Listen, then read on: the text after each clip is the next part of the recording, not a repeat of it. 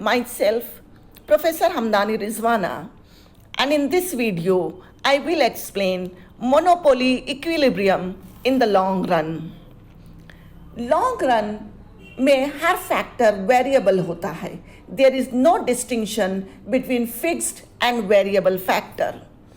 और long run में monopolist के पास इनफ टाइम होता है कि वो अपने एग्जिस्टिंग प्लांट की साइज को बढ़ा सकता है, और या तो वो अपने एग्जिस्टिंग प्लांट पर किसी भी लेवल का आउटपुट प्रोड्यूस कर सकता है जो कि मोनोपोलिस्ट के प्रॉफिट को मैक्सिमाइज करे.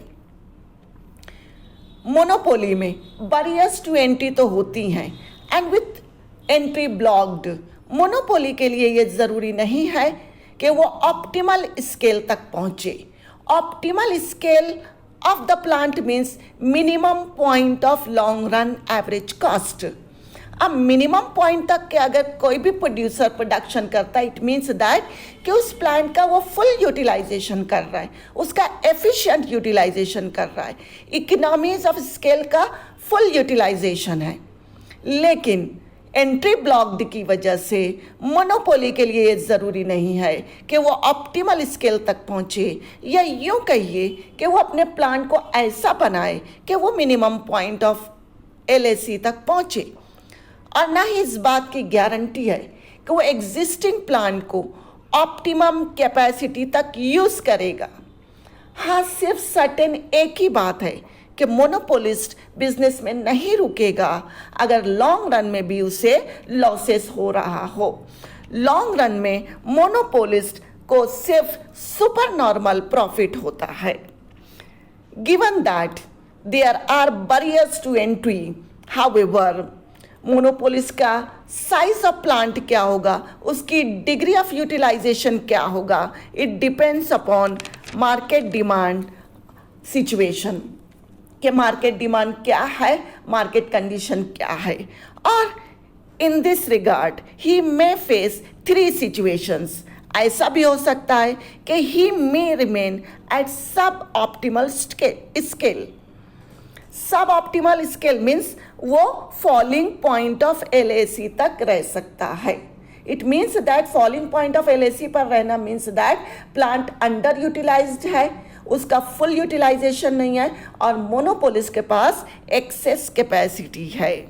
ऐसा भी हो सकता है he may reach the optimum scale या मिनिमम पॉइंट ऑफ LAC तक भी वो अपना प्रोडक्शन कर सकता है. मिनिमम पॉइंट ऑफ LAC तक प्रोडक्शन करना मीन्स प्लांट का फुल यूटिलाइजेशन है.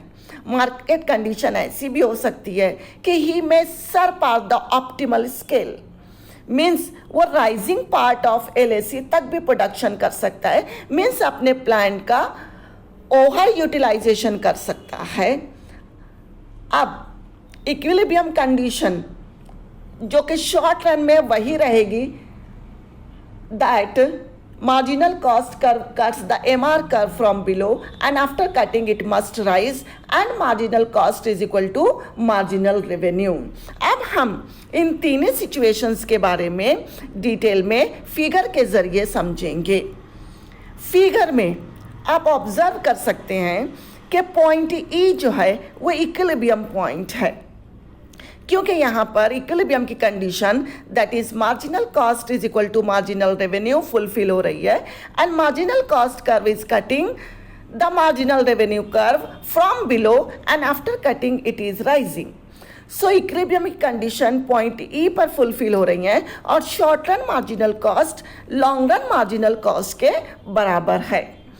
However the minimum point of LAC point B है, मगर उसके लेफ्ट में पॉइंट B तक मोनोपोलिस्ट अपना प्रोडक्शन कर रहा है जो कि OX लेवल ऑफ आउटपुट है.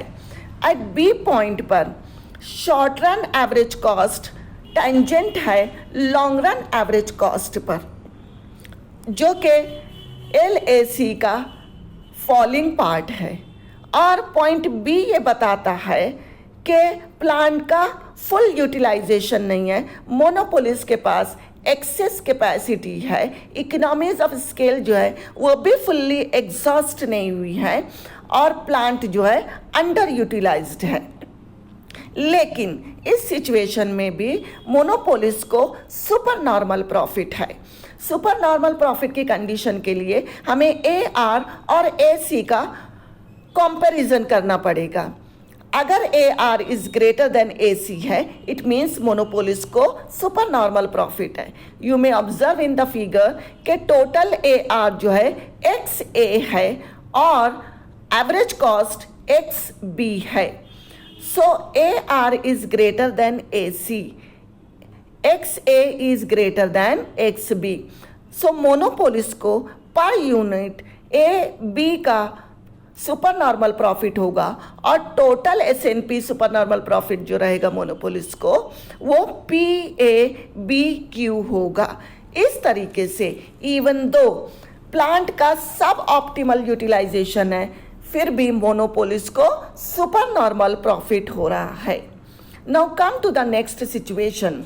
जब मोनोपोलिस्ट अपने प्लांट का फुल यूटिलाइजेशन कर रहा है और वो minimum point of long run average cost पर है। इक्विलिब्रियम कंडीशन के हिसाब से point E is the equilibrium point where marginal cost curve is cutting marginal revenue curve from below and after cutting it is rising.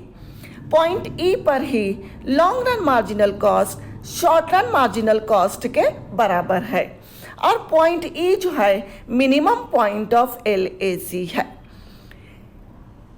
इस equilibrium point पर monopolist को super normal profit हो रहा है। Total A R जो है x ए है और एवरेज कॉस्ट एक्स ई है।